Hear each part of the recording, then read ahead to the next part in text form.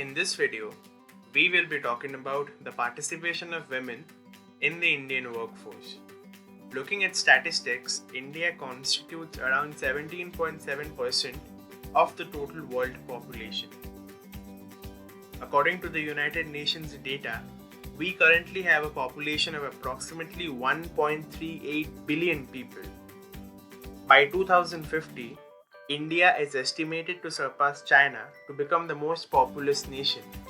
Our current sex ratio indicates that there are 924 females per 1000 males. The Indian population has approximately 48.1% women. So, the first question that comes to our mind is that are there really not enough women in the Indian workforce?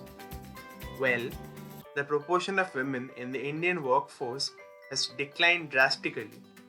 According to the National Family Health Survey conducted in the financial year 2005-2006, 43% married women in the age bracket of 15 to 49 years were working, while the 2015-16 survey shows that the proportion has come down to 31%. This is quite alarming since the population of India has been increasing substantially over the years. Researchers have also shown that women's participation in the workforce declines with a rise in their educational attainment. Highly educated women usually marry a more educated man with higher income. This sometimes acts as a barrier for them to enter the workforce. The National Family Health Survey data also indicates that the proportion of married women in the Indian workforce earning more than their husbands is at 19% only. We have picked up this topic because we feel that it is really important to address this issue. According to a study conducted by McKinsey, bridging the gender gap at work could add 60% to the 2025 Indian GDP. To make things better, we will have to look at the causes. The rising inequality might be due to the following main issues. Point number 1. Gender norms in the Indian society. Gender disparities remain even though the Indian constitution grants equal rights to women and men. The socio-economic status of women in the Indian society plays a big role. Women from lower economic backgrounds have limited access to education, but they have to work to add to the family income. Women from economically better off families face the opposite. They are able to pursue further education, yet they don't have the same freedom to choose their career. Point number 2. The rising incomes of men. As per World Economic Forum's Gender Gap Index 2020, India holds the 112th position out of 153 countries. It can be concluded that men are earning way more than women, raising the family income.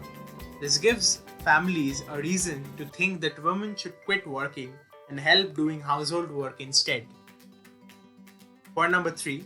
The lack of quality jobs for women. It can be argued that jobs in the Indian market are more suited for men. Women working in all sectors have to face more work-life balance issues than men doing the same jobs. The discrimination that women face in the workplace also plays a significant part in attracting less women. Now, to have a better future laid on the grounds of gender equality, we will have to go a long way.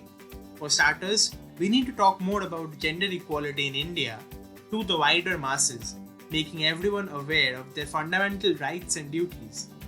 Business entities should reduce the gender pay gap. Everyone must get an equal pay for equal amount of work done. The government might consider implementing regulations regarding the same. The gender norms in the Indian society will see a change when more and more social action is seen and there is more participation from women in all sectors. In this video, I thought I would mention the incident of one of my friend named Kashish told me about her experience in the workplace. I would also talk about the general thought process a woman might have while trying to secure a job or working in an organization. Kashish and one of her friends were hired in a company as interns. As interns, they were given a project to work on together, submitted before the deadline. They finished their work well before the deadline, although they gave in similar effort and were interning for the same role. Her male her male friend was paid higher and she got to know this after the tenure ended. The question arises why they were paid differently. It's because he's man and she's woman. The gender pay gap in India is vast and it's even more noticeable in white collar jobs where employers are aware of their rights. In the informal sector, it's even harder for a woman to raise their voice or even know what's about fair and unfair. Another unfortunate thing happen that keeps women from joining the workforce is feeling of being unsafe. There are unfortunate incidents that keeps happening, some of which go unnoticed. According to the survey conducted by Neta app, 42% of Indian women feel unsafe in their surroundings. There is a preconceived notation among many women that they cannot raise their voice, and if they do, it would leave a bad mark on their reputation. They fear of losing their jobs if they report such incidents. There is also a big reason why there aren't enough women in the Indian workforce, and huge percentage who are they are dissatisfied with their jobs. I am going to talk about an article I read on discrimination against women while being hired by a feminist media organization called Feminism in India and try to explain why the number of working women is much lower than working men. I recently read an online article which talked about two women, Sanaya and Shweta, and how they faced discrimination in their workplace. They said that in their office it was a habit of the manager to ask women about their marital status, and if they were unmarried, they would ask them when they would be getting married. When the women raised objection about these absurd personal questions, they apparently said that the reason behind it was that they did not want to hire women who would be getting married. They didn't want to. Do they ask similar question from male candidates? Of course they don't. This portrays the repression women has to go through while making decisions about their career. It cannot be denied that the number shows that the women tend to leave their jobs sometimes after they get married.